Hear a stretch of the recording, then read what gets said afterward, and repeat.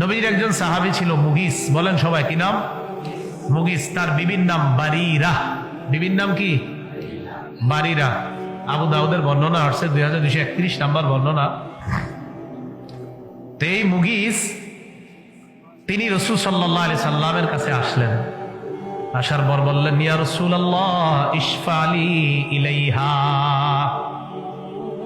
ইয়া রাসূলুল্লাহ, আমি গোলাম বলে আমার বিবি আমাকে বিভিন্ন ভাবে খোঁটা দেয়, ছোট হিসাবে আমাকে দেখে। নবীজির একজন সাহাবী মুগিস আল্লাহর রাসূলকে বললেন, ইয়া রাসূলুল্লাহ, গোলাম হওয়ার কারণে আমার স্ত্রী আমাকে একটু অন্য চোখে দেখে। আপনি যদি আমার ব্যাপারে একটু আমার বিবির কাছে সুপারিশ করতেন। এই যুগে আসেনি এমন স্বামী, হ্যাঁ, যারা বিবির ব্যাপারেই আয়েশা অভিযোগ করে। তো নবীজির যুগে দেখেন এক স্বামী গিয়ে বিবির ব্যাপারে নবীজির কাছে বলতেছে।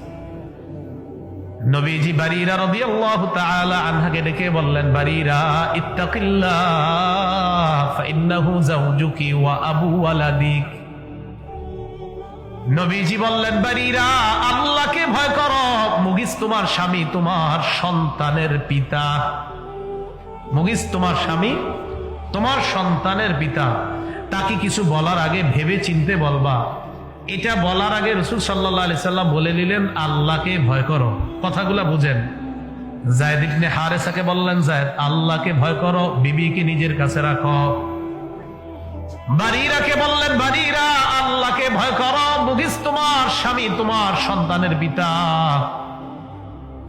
এই যুগেও যদি এমন কোন অপরাধের কথা এসে বলেন, তাহলে উলামায়ে কেরাম আপনাকে প্রথম বলবে আল্লাহকে ভয় করেন, এই অপরাধগুলা ছেড়ে দেন।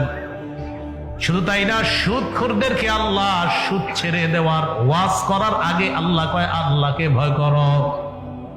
সূরা বাকারার 278 নাম্বার আয়াতে আল্লাহ বলে, ইয়া আইয়ুহাল্লাযীনা আমানুত্তাকুল্লাহ, হে ঈমানদারগণ তোমরা আল্লাহকে ভয় করো। প্রথমে এটা বলে নিস, বলার পর আল্লাহ কয় ওয়াজারু মা বাকিয়া মিনার রিবা ইন কুনতুম মুমিনিন, যদি তোমরা ঈমানদার হও সুদের কারবার ছেড়ে দাও। সুদখোরদেরকে আল্লাহ সুদ ছেড়ে দেওয়ার কথা বলার আগে আল্লাহ বললেন আল্লাহকে ভয় করো।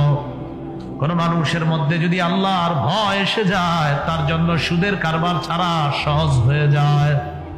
এই জন্য আগে বললেন আল্লাহকে ভয় করো। নবী বললেন বারিরা আল্লাহকে ভয় করো। এরপর বললেন মুগিস তোমার স্বামী, তোমার সন্তানের পিতা। যায়েদ ইবনে হারেসাকে বললেন আল্লাহকে ভয় করো। যায়েদ, জয়নব তোমার স্ত্রী, এই স্ত্রী নিজের কাছে রেখে দাও। বিদায় হজের মধ্যে আল্লাহ নবী বলেন ইত্তাকুল্লাহ ফিন নিসা ফাইন্নাকুম আখাযতুমুহুন্না, হে পুরুষরা তোমরা নারীদের ব্যাপারে আল্লাহকে ভয় করো, বিবিদের ব্যাপারে আল্লাহকে ভয় করো।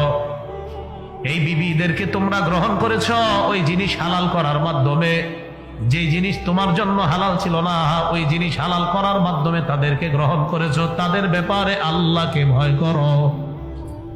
তাহলে কি বোঝা যায়? আপনি কোনো অপরাধ করতেছেন, আপনার মধ্যে হিংসার স্বভাব আছে, এই তোমার মাঝে হিংসা আছে, ভাই আল্লাহকে ভয় করো, হিংসা ছেড়ে দাও। ভাই তুমি কি ব্যবসায় ওজনে কম দাও? জি হুজুর মাঝে মাঝে কম দেই। আরে আল্লাহকে ভয় করেন, ওজনে আর কম দিয়েন না।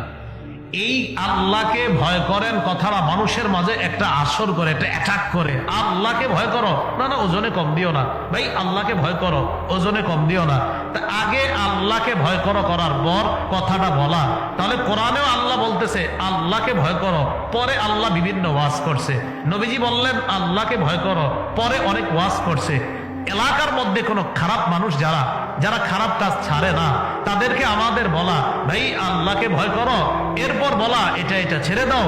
সদা সর্বদা আল্লাহর ভয় রাখা। ওয়াহুয়া মাআকুম আইনামা কুনতুম, আল্লাহ তোমার সাথে আছে।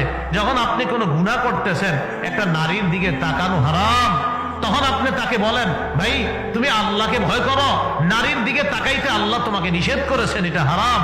তখন তার মাঝে এটা খুব কাজ করবে। তাহলে আল্লাহকে ভয়, যখন কোনো মানুষের মাঝে আল্লাহর ভয় তৈরি হয়ে যাবে, গুনাহ ছেড়ে দেওয়া তার জন্য সহজ হয়ে যাবে।